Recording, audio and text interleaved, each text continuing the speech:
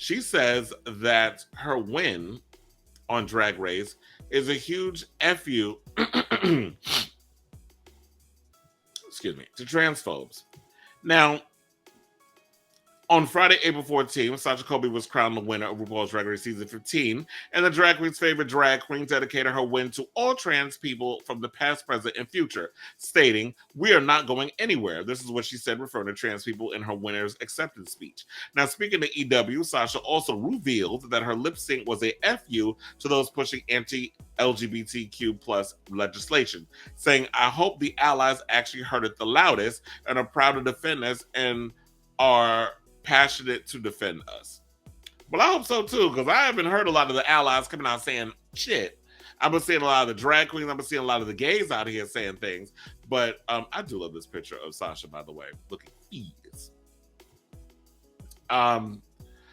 She said that I get the reward of having my life goal accomplished, but this has been bigger than me at this point in this political climate. Now, in the U.S., anti-trans legislation in particular has been on the rise. The American Civil Liberties Union is currently tracking 409 anti-LGBTQ bills in the US. And she also started by saying, "I told myself while doing the finale that this wasn't trying to win. This was me showing these people that want to silence us and put us down, and for lack of better words, say F you to all of them."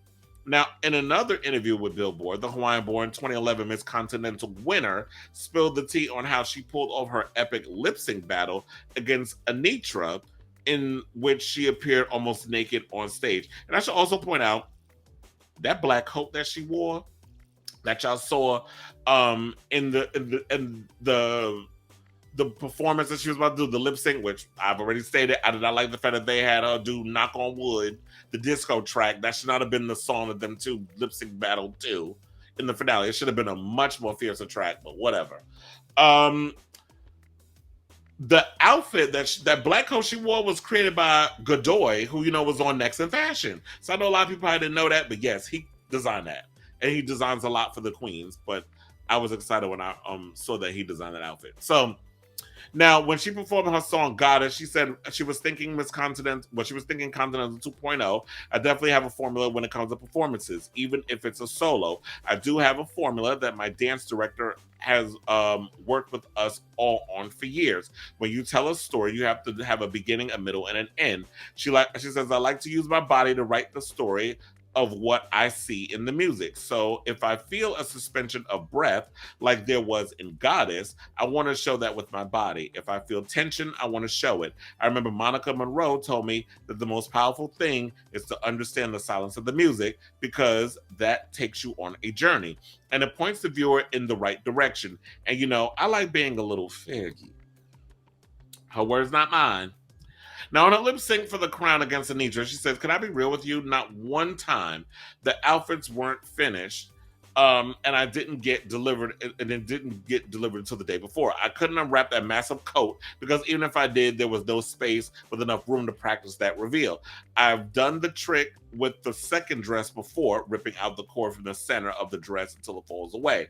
It's an old school burlesque trick, but it's hard to execute, and we did end up painting a little purple on it so it would blend it, which made it a little trickier. So no, that was not rehearsed, and I was really on that stage like, I am gonna rip this off on camera. I also just didn't want to be that queen saying I need to rehearse on the stage. I need this. It's just like, it's a competition. Hold your cards close to your chest." And then last but certainly not least, she said that she's spending the 200 grand on she said she's gonna save it so she could buy a house. But she may splurge it on some teeth. Which I'm like, why not? There's a lot of the queens that spend money on teeth and things. Speaking of which, can we talk about the fact that these girls are spending way too much money on their looks to just even get on Drag Race? I think it was a IG video that Mistress did recently. I don't remember with who, but I saw, and it was an article that she did was somewhere or whatever. Oh no, it was an article on like how much the queens was spending money on, and they mentioned that Mistress Isabel Brooks did an interview on Instagram, like the Instagram live videos, And she talked about how she spent $100,000 on everything regarding the looks and the finale and everything else. There needs to be something come on a reality show, and literally, none of them are rich, so they're literally spending hundreds of thousands of dollars just so that way they can gag y'all with their eleganza. And to me, that's crazy.